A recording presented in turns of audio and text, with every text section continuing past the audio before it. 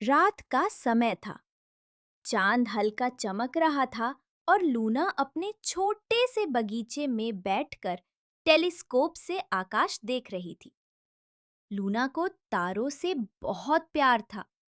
हर रात वो नक्षत्रों की तस्वीरें बनाती और अंतरिक्ष के बारे में सपने देखती।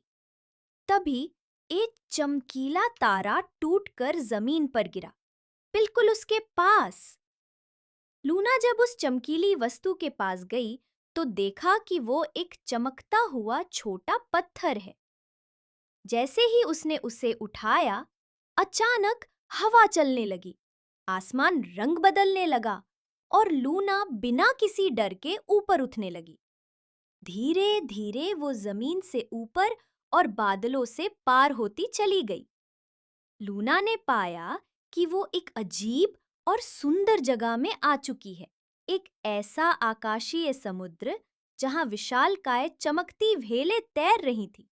ये व्हेलें किसी मछली की तरह नहीं, बल्कि तारों से बनी लग रही थी। वे शांत थीं।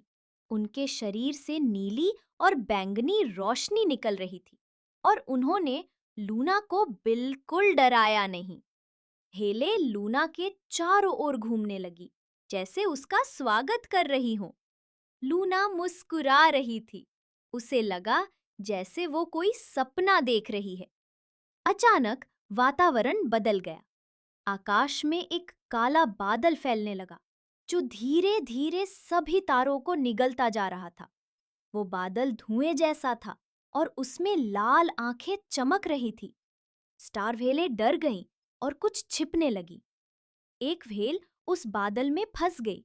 उसकी चमक धीरे धीरे कम होने लगी। लूना समझ गई कि उसे कुछ करना होगा।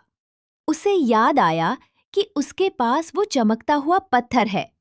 वो पत्थर उसकी मुट्ठी में हल्का गर्म होने लगा, जैसे उसकी भावना समझ रहा हो।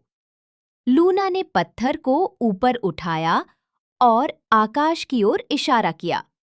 अचानक वो पत्थर तारों से जुड़ने लगा, जैसे उसने आकाश में नक्षत्रों की एक जाल बुनी हो।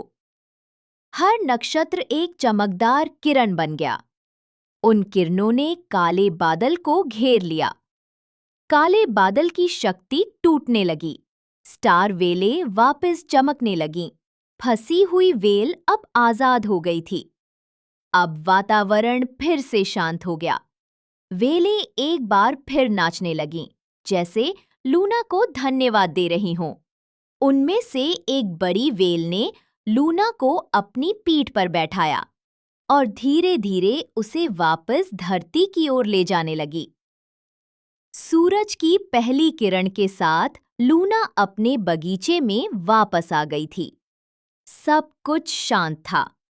हाथ में अब भी वो पत्थर था, लेकिन अब वो बस एक सामान्य सा दिखता पत्थर बन चुका था। लूना मुस्कुराई। अब वो जानती थी कि तारों की दुनिया सिर्फ सपनों में नहीं होती। अगर दिल में विश्वास हो तो आकाश की गहराइयों में असली जादू भी छिपा होता है।